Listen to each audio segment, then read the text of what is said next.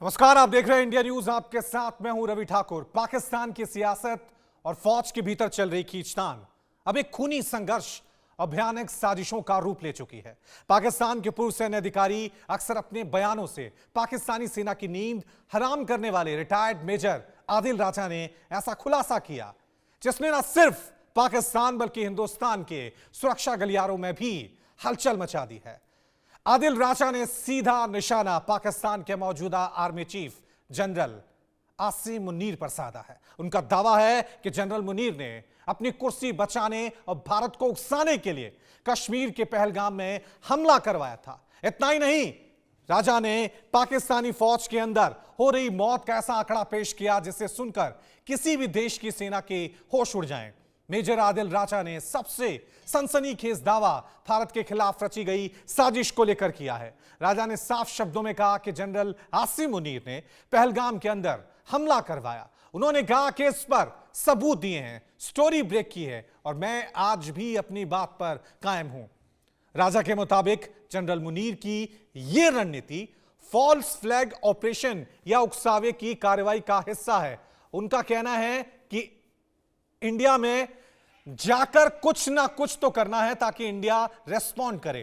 पाकिस्तानी सेना प्रमुख ये चाहते हैं कि भारत सीमा पर कोई जवाबी कार्रवाई करे जिससे पाकिस्तान के भीतर राष्ट्रवाद का मुद्दा गर्म हो और मुनीर को अपनी गिरती हुई साख बचाने का मौका मिल जाए। यह दावा साबित करता है कि पाकिस्तान की फौज अपनी ही सत्ता को बचाने के लिए सरहद पर खून खराबा करवाने से भी पीछे नहीं हट रही है।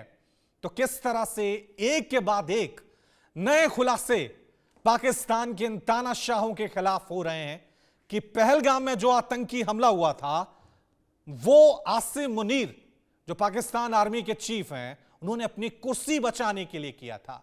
पाकिस्तानी सेना के रिटायर्ड मेजर ने यह बड़ा दावा किया कि आतंकी ही नहीं, जो हमेशा से जग जाहिर है कि आतंकियों के पीछे पाकिस्तान की सेना हमेशा खड़ी रहती है, हर साजिश में, हर प्लान के साथ। तो जाहिर सी बात है, एक बार फिर पाकिस्तान की नापाक साजिश का यह बड़ा पर्दाफाश यहां पर हुआ है।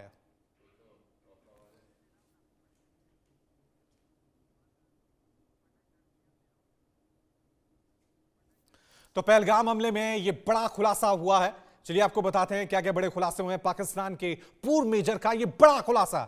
आदिल रजा ने मुनीर के बारे में सनसनीखेज खुलासा किया है कि कहा है कि पहलगाम हमला मुनीर ने करवाया। मुनीर ने फॉल्स फ्लैग ऑपरेशन के तहत हमला करवाया। मुनीर ने भारत को उकसाने की बड़ी साजिश रची। मुनीर ने अपनी कुर्सी बचाने की कोशिश भी की। मुनीर का मकसद यह था कि भारत को उकसाया जाए और सीमा पर तनाव बढ़े। आदिल राजा ने यह भी बड़ा खुलासा किया कि आसिम मुनीर की सच्चाई अब दुनिया के सामने आ चुकी है। तो खुद पाकिस्तान के ही एक बड़े सेना अधिकारी ने यह बड़ा खुलासा पाकिस्तान के आर्मी चीफ आसिम मुनीर के खिलाफ किया है कि पहलगाम में जो आतंकी हमला हुआ था, कई निर्दोष लोगों की हत्या कर दी गई थी आतंकियों द्वारा, उसके पीछे कोई और नहीं बल्कि पाकिस्तान के आर्मी चीफ आसिम मुनीर थे।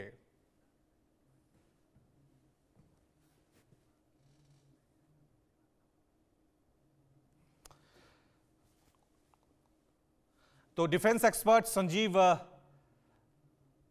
जी हमारे साथ अब इस चर्चा में group captain retired UK Devnath जुड़ गए हैं और साथ में डिफेंस एक्सपर्ट संजीव श्रीवास्तव विदेश मामलों के जानकार हैं, वो भी इस चर्चा में हमारे साथ बने हुए हैं। यूके देवनाथ जी, शुरुआत में आपसे ही करूंगा।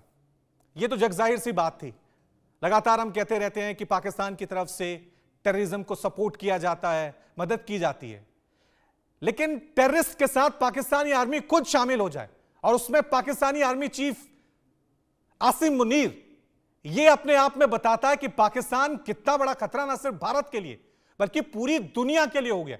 जिस सेना के आर्मी चीफ आतंकियों के साथ मिलकर साजिश रचते हैं, आम लोगों की हत्या करते हैं, वो ना सिर्फ भारत के लिए बल्कि पूरी दुनिया के लिए खतरा है। देवनाथ जी,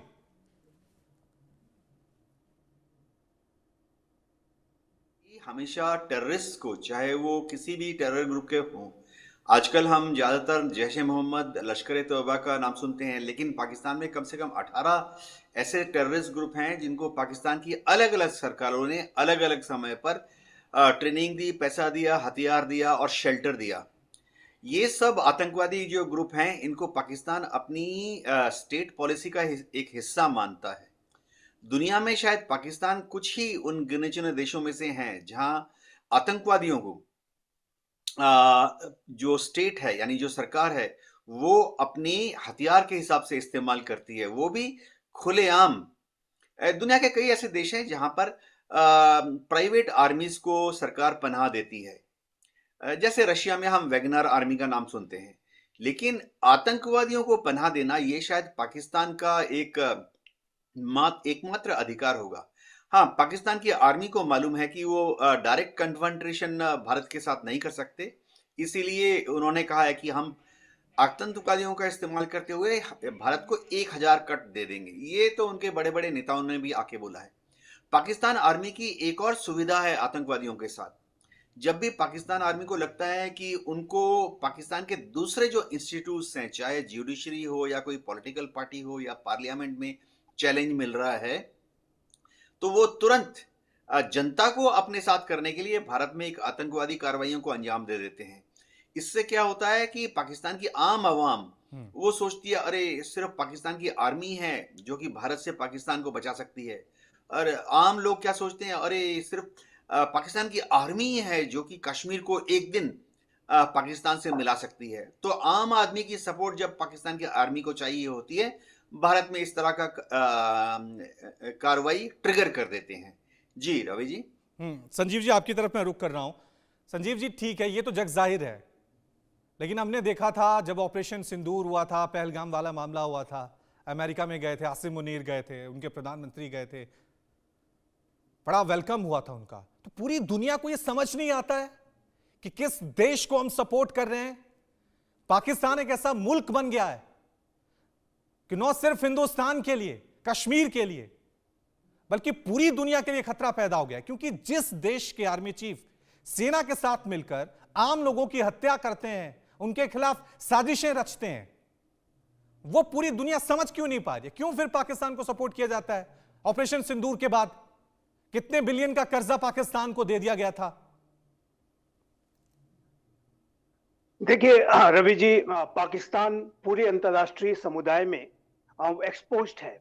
वो पूरी तरीके से उसका जो मूल चरित्र है उसको पूरी दुनिया जानती है। अभी आप देखिए तो 27th जो कॉन्स्टिट्यूशनल अमेंडमेंट पाकिस्तान में किया गया है, और उसके बाद से ये जो फील्ड मार्शल मुल्ला मुनीर जो कि पाकिस्तान की सारी तबाही और बर्बादी का नया अध्याय लिख रहे हैं, वो उन्होंने अपनी शक्ति इतनी ज्यादा बढ़ा ली है कि वो उनके पास असीमित शक्ति हो गई है। वो एक सर्वाधिकारवादी जो टोटलिटेरियन रूलर के तौर पर दिखाई देते हैं, और उनके खिलाफ कोई केस भी नहीं चल सकता, आजीवन इम्प्यूनिटी है।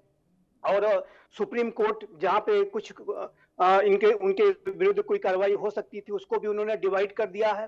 तो उसको लेकर के यूनाइटेड नेशंस ने भी इसकी जो है आलोचना की, और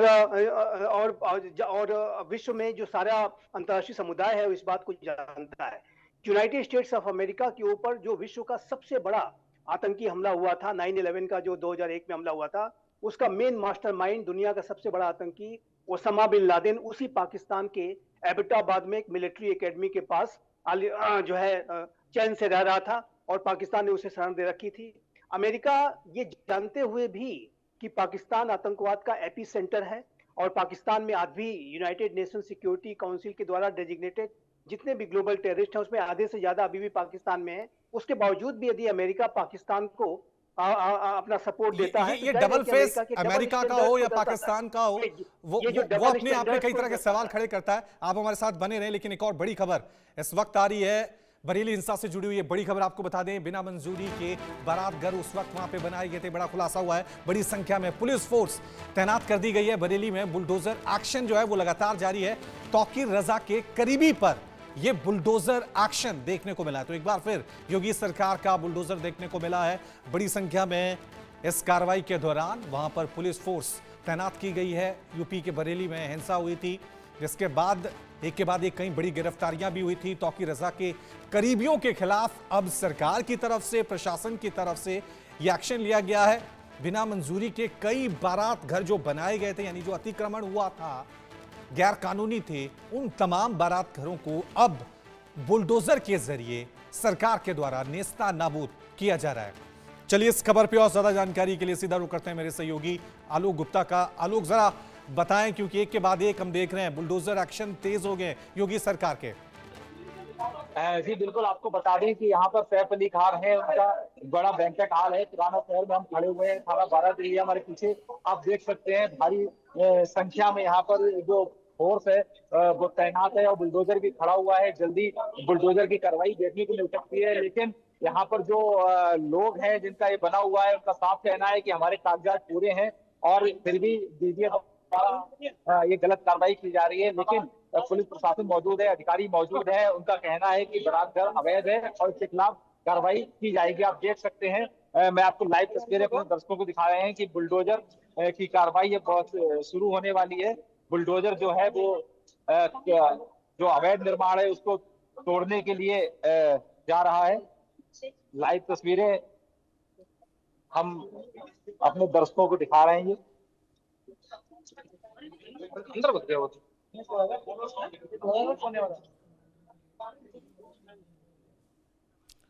तो ये तस्वीरें हम आपको दिखा रहे हैं किस तरह से अवैध निर्माण के खिलाफ वहां पर योगी सरकार का ये बुलडोजर देखने को मिला है। बरेली में जो हिंसा हुई थी उसके बाद सरकार सख्त हुई थी, प्रशासन की तरफ से कई कड़े एक्शन लिए गए थे। तौकीर रजा के साथ कई लोगों को गिरफ्तार किया गया था। तौकीर रजा के जो करीबी हैं, उन्होंने जो अवैध निर्माण किया है, जो बारात घर बनाए गए हैं, वहां पर अब बुलडोजर एक्शन जो है वो शुरू हो गया है। आलोक, हम देख रहे हैं बुलडोजर एक्शन को लेकर कई बार सुप्रीम कोर्ट तक ने टिप्पणियां की थी, कई तरह के मामले चले थे, लेकिन यूपी में बदस्तूर बुलडोजर एक्शन लगातार जारी है कि किसी तरह से कानून व्यवस्था के साथ कोई भी खिलवाड़ किया गया तो योगी सरकार बुलडोजर एक्शन से हिचकेगी नहीं, पीछे हटेगी नहीं। आलोक जी बिल्कुल, जैसा कि बता दें, तौकीर रजा ने जो वैसे बरेली का माहौल खराब किया था, उसके बाद बीडीए लगातार अपनी कार्रवाई कर रही है और उन्होंने 26 अवैध ऐसे निर्माण थे जिनको सील कर दिया था। उसके बाद लगातार अवैध निर्माणों को तोड़ने की कार्रवाई की जा रही है। अभी कुछ दिन पहले ही आपने देखा था उनके एक करीबी मोहम्मद जो है, उनका बैंकेट हॉल और उसी के साथ साथ जो 4 मंजिला बिल्डिंग थी उसको भी धराशायी कर दिया गया था। उसके बाद आज अचानक बीडीए का पूरा अमला प्रशासनिक अधिकारियों के साथ यहाँ पर आ गया और यहाँ पर जो अवैध बैंकेट हॉल बना हुआ है, ऊपर उसमें मकान बना हुआ है, उसको तोड़ने की कार्रवाई बस कुछ ही चंद ही मिनटों में शुरू होने वाली है। और जाहिर सी बात है, हम देख रहे हैं कि काफी लोगों की भीड़ भी है, तो लोगों का क्या रिएक्शन है? क्योंकि हमने देखा है कई इस तरह के बुलडोजर एक्शन जब होते हैं आलोक, तो जो स्थानीय लोग हैं इसका विरोध करते हैं। अभी क्या तस्वीरें आप देख पा रहे हैं वहां पे? जी बिल्कुल, जैसा कि अभी हमने वीडियो के माध्यम से आपको दिखाया है कि यहाँ पर जो तमाम ऐसे लोग हैं, भीड़ थी, महिलाएं थी जो यहाँ पर आ गई थी, उसका विरोध लगातार कर रही थी, लेकिन पुलिस ने मकान के अंदर उनको सबको भेज दिया है और भरोसा दिलवाया है कि जो अवैध निर्माण है उसको ही तोड़ा जाएगा, बाकी उनका जो सही निर्माण है उसको नहीं तोड़ा जाएगा। अब देखते हैं फिलहाल कि अब पुलिस और प्रशासन क्या कार्रवाई की जाती है। अभी तो बुलडोजर आ चुके हैं, देखने में आएगा कितनी देर बाद बुलडोजर की कार्रवाई शुरू होती है। क्योंकि 73 और जो तौकीर रजा के और करीबी थे उनके खिलाफ कार्रवाई की गई है, यानी ये सिलसिला बदस्तूर अभी और भी जारी रहने वाला है। आलोक जी बिल्कुल, जैसा कि अभी देखा जाएगा 26 निर्माण जो अवैध थे उनको सीलिंग की कार्रवाई की गई थी, उनमें बस अभी महज 10 अवैध निर्माणों को ही तोड़ा गया है। 16 ऐसे अवैध निर्माण और हैं जिनपे कार्रवाई होनी है, जिनकी सीलिंग की कार्रवाई हो चुकी है, उनपे बुलडोजर की कार्रवाई अभी और देखने को मिल सकती है।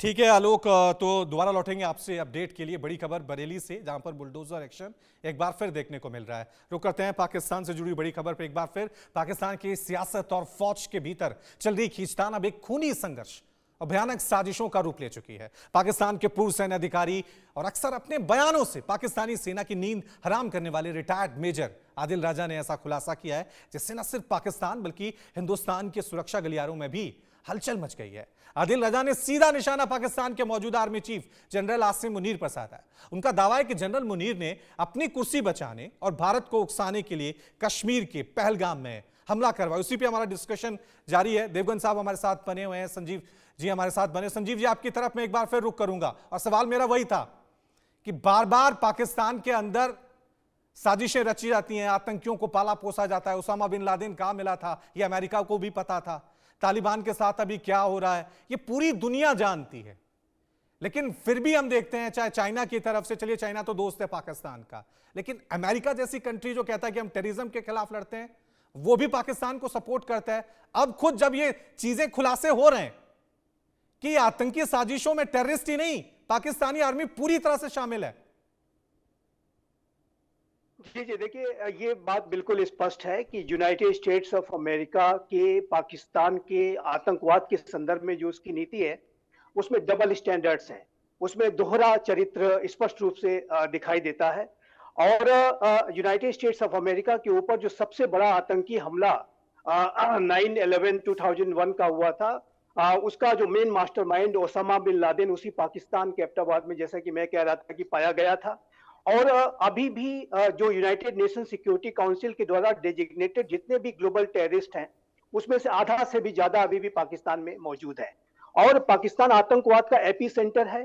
पाकिस्तान आतंकवाद को इंस्ट्रूमेंट ऑफ स्टेट पॉलिसी के तौर पर और आतंकियों को स्ट्रेटेजिक असेट के रूप में इस्तेमाल करता है। इसके बावजूद भी यदि अमेरिका पाकिस्तान को सपोर्ट कर रहा है तो जाहिर है कि उसके वहां वेस्टेड इंटरेस्ट है।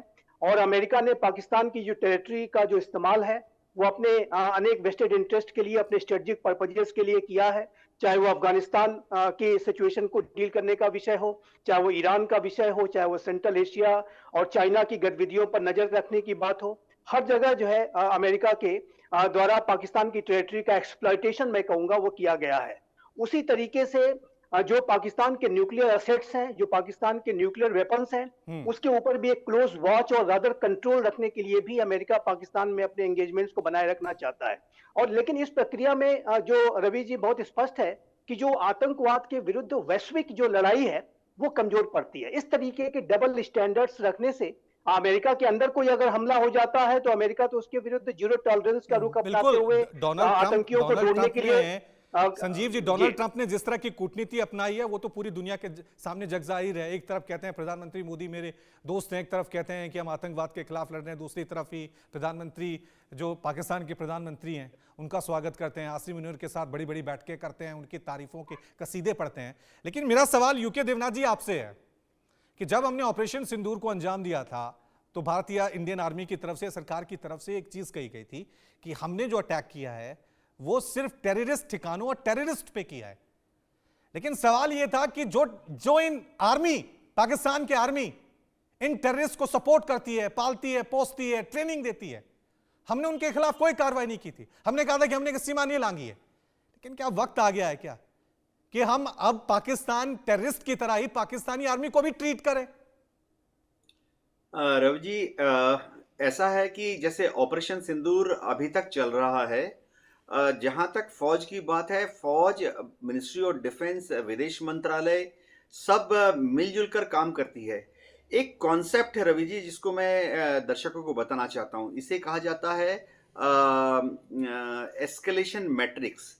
इस कॉन्सेप्ट का मतलब ये होता है एस्केलेशन मैट्रिक्स का कि किस तरह से भारत सरकार चरमबद्ध तरीके से स्टेप वाइज स्टेप दुश्मन के साथ अपनी जो एंगेजमेंट है उसको बढ़ाएगी। तो पहले दौर में जाहिर बात है हम उन आतंकवादी ठिकानों को एंगेज करते हैं जो कि पीओके में है, क्योंकि पीओके तो टेक्निकली भारत का हिस्सा है, पाकिस्तान पर हमला नहीं माना जाता। द्वितीय चरण में एस्केलेशन मैट्रिक्स में हम उन टेररिस्ट कैंप पर हमला कर सकते हैं जो कि पाकिस्तान के अंदर हैं, खैबर पख्तूनख्वा में हैं फॉर एग्जाम्पल। तीसरे चरण में हम सिंदूर में कर चुके हैं। अगर आप मैं दर्शकों को याद दिलाना चाहता हूं कि ऑपरेशन सिंदूर के दौरान हमने नॉर्मल पाकिस्तान में उनके 11 एयरबेसेस और रेडार इंस्टॉलेशंस पर हमला किया।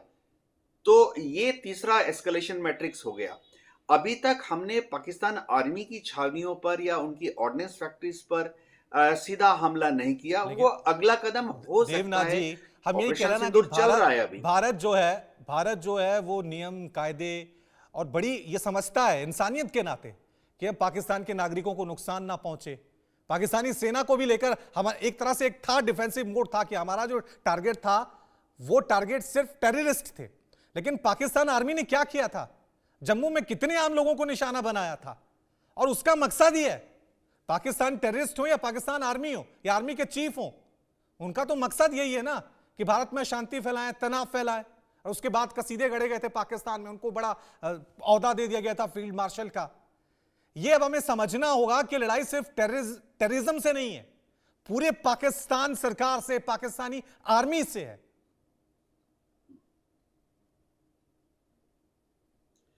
जी हाँ, रवि जी, पाकिस्तान की आर्मी जो है वही पाकिस्तान को चला रही है। अगर भारत को पाकिस्तान को एंगेज करना है तो जाहिर बात है एक समय आएगा जब भारत को पाकिस्तान की आर्मी को एंगेज करना पड़ेगा, चाहे वो लड़ाई के मैदान पर ही क्यों ना हो। पाकिस्तान धमकाता है कि अगर एक इस तरह का हमला भारत ने किया, general war, all out war, तो फिर वो अपने न्यूक्लियर हथियारों का इस्तेमाल कर सकता है। लेकिन भारत ने उसकी इस गिदड़ भपकी से पहले ही हवा निकाल दी। हमने सिंदूर में देख लिया कि जब हमने उनके हवाई अड्डों को तबाह किया, उनके इलेक्ट्रॉनिक वॉरफेयर एयरक्राफ्ट को 300 किलोमीटर अंदर शूट डाउन किया, तो उनके न्यूक्लियर हथियार धरे के धरे ही रह गए।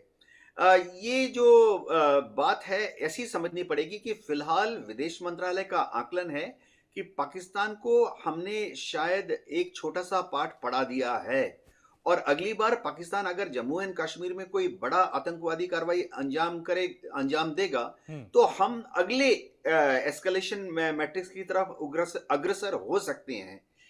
बात यह है कि क्या एक अंतर्राष्ट्रीय माहौल है। फिलहाल भारत कूटनीति की जो लड़ाई है, डिप्लोमेसी की लड़ाई है, वो जीत रहा है, तो शायद पाकिस्तान पर एक सीधा हमला, पाकिस्तान की आर्मी पर एक सीधा हमला करने का समय अभी तक नहीं आया है।